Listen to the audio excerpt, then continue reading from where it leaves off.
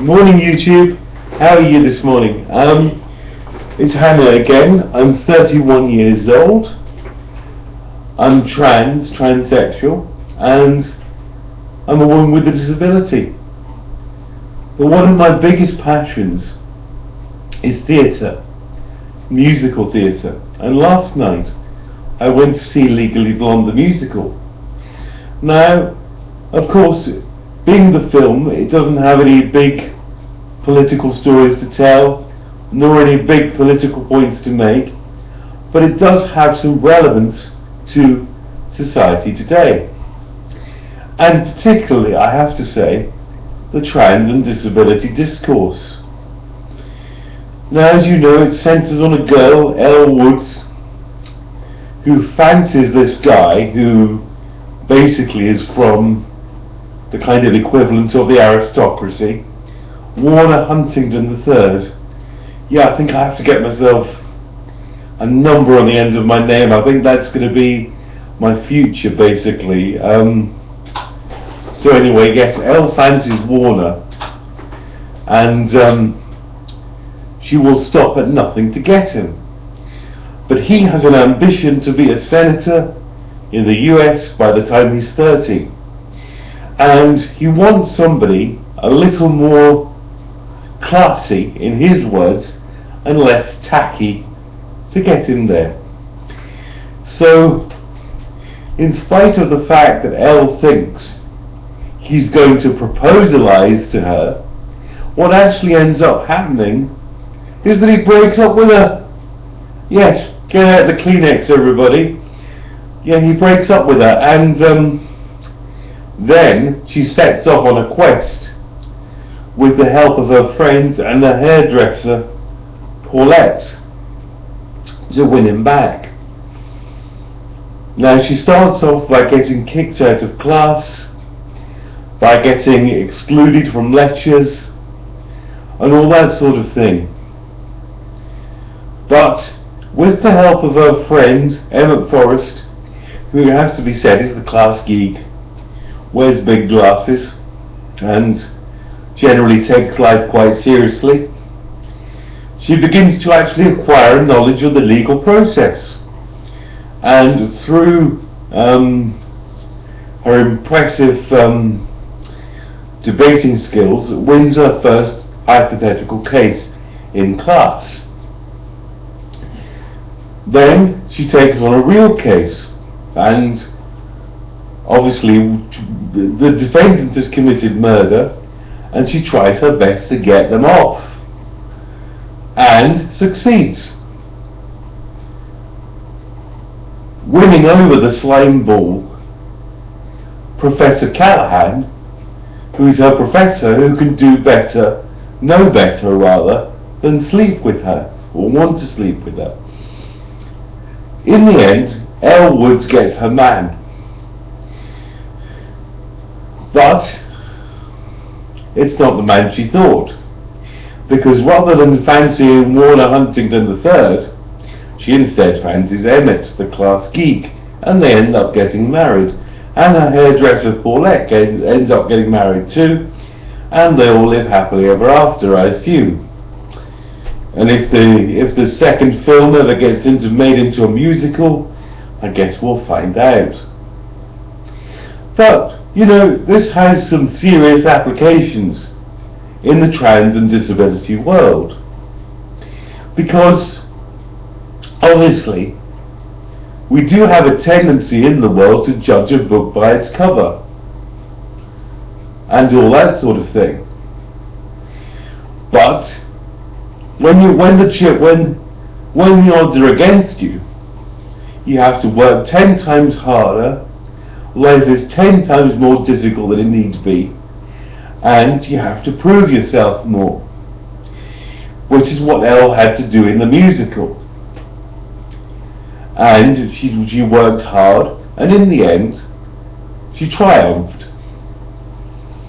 But people at the start didn't have faith in her to achieve what she wanted to achieve. They laughed at her, they poured scorn on her, and they didn't believe that she could do it. Now, I find that this is often the case in the disability world. People will often tell you you can't do something, or you won't be able to, or you shouldn't do it.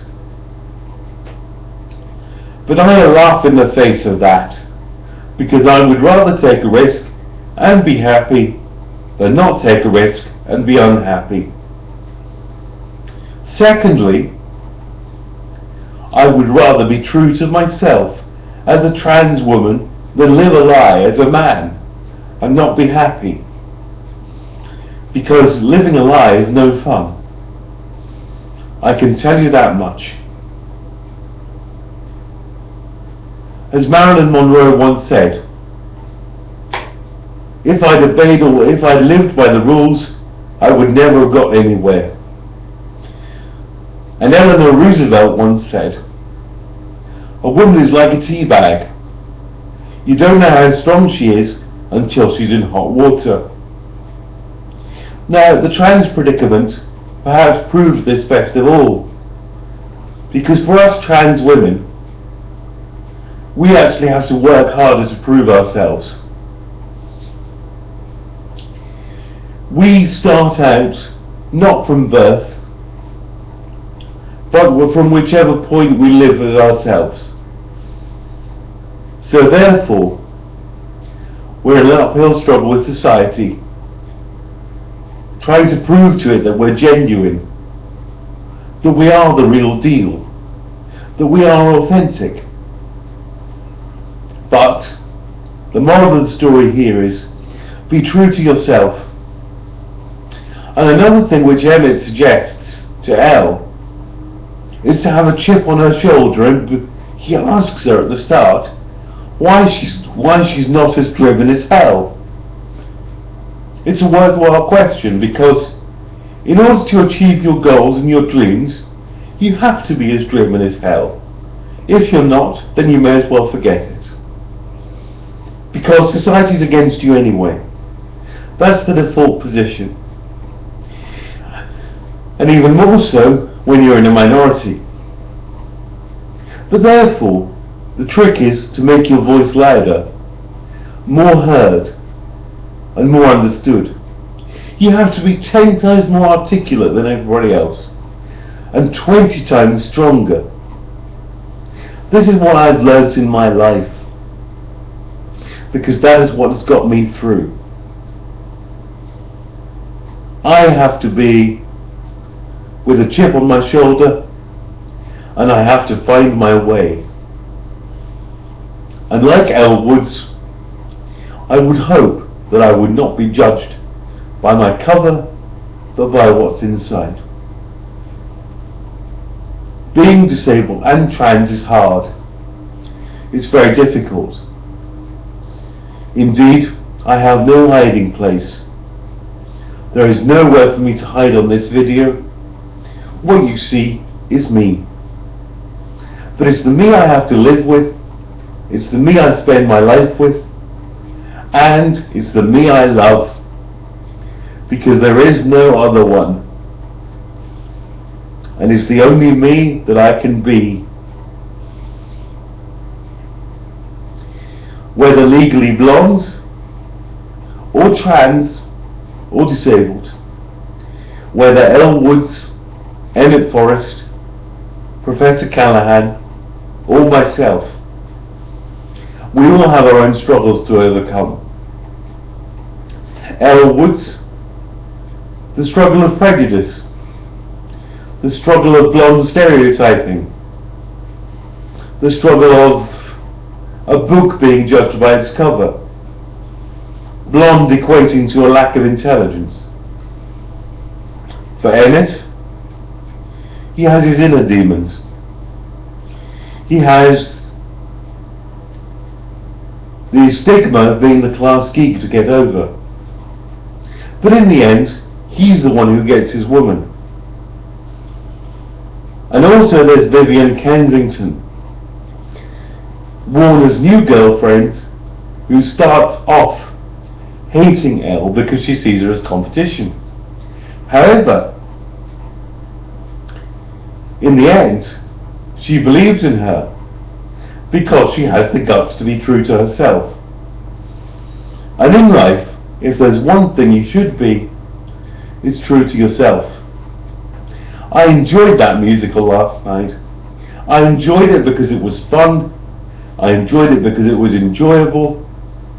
But most of all, I enjoyed it because it was Pink and camp and fun.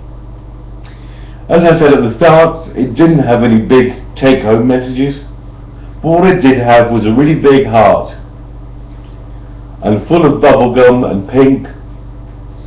But also, the best message I got from it was to be true to yourself and to have that chip on your shoulder which gives you the determination to succeed. Because without that determination, you won't get anywhere. And no matter what other people think of you, it's only words, it doesn't matter. It's what you think of you that matters, and how you feel about yourself. Because if you believe in yourself, nobody can take that away. But only you can give yourself that gift of self-belief and understanding.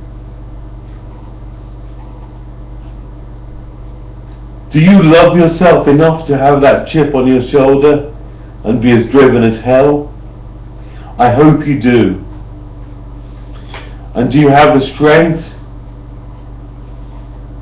to be strong and to help yourself find it? That self-truth? I hope you do. But I didn't when I first started out. I didn't believe in myself at all. I hated myself. I really did.